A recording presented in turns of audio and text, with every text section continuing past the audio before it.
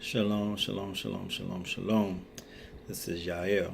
I want to make this video speaking about one of the things that we need to understand as Israelites. One of the things we need to understand as people of the book. This is highly important that we understand this. We have to understand and rightly divide what is the words of God.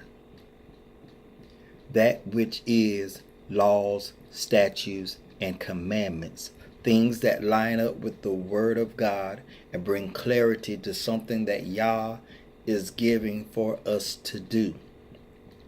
Everything written in the Bible is not divinely inspired. Did not come out of the mouth of Yah. Did not come out of the mouth or from the pen of his messengers. We have things recorded in the Bible is just being, is history. It is the things that our people said, but it is not for us to look at as if it is a thus said the Lord, as if it's something that Yah said directly.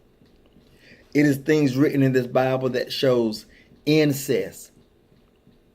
We are not to do that. That is not a practice we should glean from because it's written in the Bible. There's cannibalism in the Bible.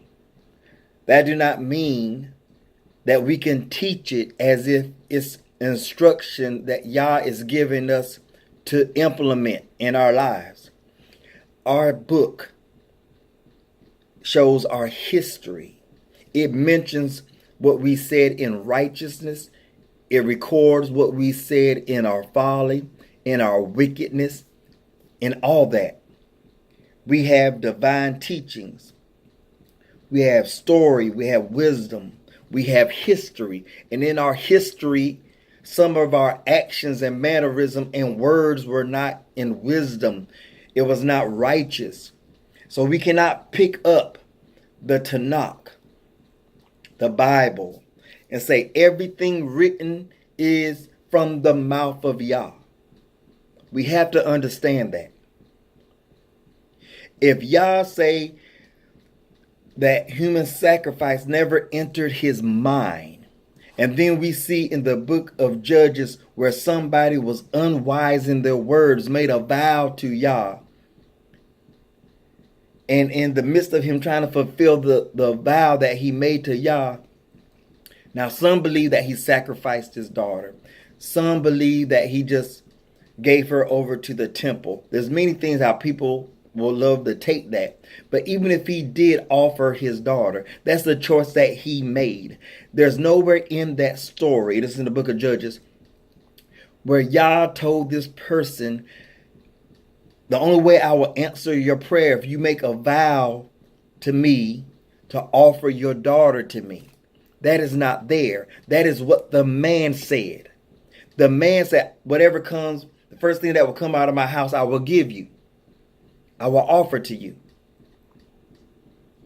Now, I don't know if the man had goats and oxen or sheep living in his house. But I'm pretty sure that this man was not talking about offering his child up. I'm pretty sure this man did not think the first thing to come out of his house would be his daughter. But then again, that's why I say I don't believe he was speaking in wisdom. So just because that story is recorded for us, don't mean that was the thus said the Lord. Do not mean that is something that we could implement today. We have to understand what is a direct saying, instruction from Yah that is applicable for all of us. That is Torah. We have to, now this is something from the New Testament. Now, Paul said something that I agree with. We have to rightly divide the word of God. We have to rightly divide it. We have to divide it from what is man said. That is contrary to Torah. We have to separate what man said that violates Torah. And we have to know that which is the direct words of Yah. We have to know the wisdom that somebody is gleaning from the Torah and wrote down, knows that lines up with the words of Yah. But everything in the Bible, everything in the Tanakh shows righteousness. It shows wickedness. It shows, when we was at our complete worst, when we was at our best, when we were strayed away from God, when we were following the things that we learned from the nations that Yah plainly told us do not learn their ways. That's written there for us. So just because it's written there from us that they made idols to other gods and that they worship other gods and they gave their kids over to Baal and other deities, do not mean that's something we glean from. Do not mean that we pull from it and try to make that a doctrine for today and say it's Torah. It came from the Tanakh. Yes, it came from the Tanakh. But that does not mean that we are to implement it in our lives. It does not mean that Yah said it. It do not mean that it was uttered from out of the mouths of the messengers of the Most High because he inspired them to say it, because he put his words in their mouth. We need to know what is the word of God and what is it. And that which is the word of God, the wisdom that is gleaned from the word of God, that does not violate the word of God, instructions that help us better implement the word of God, that is good.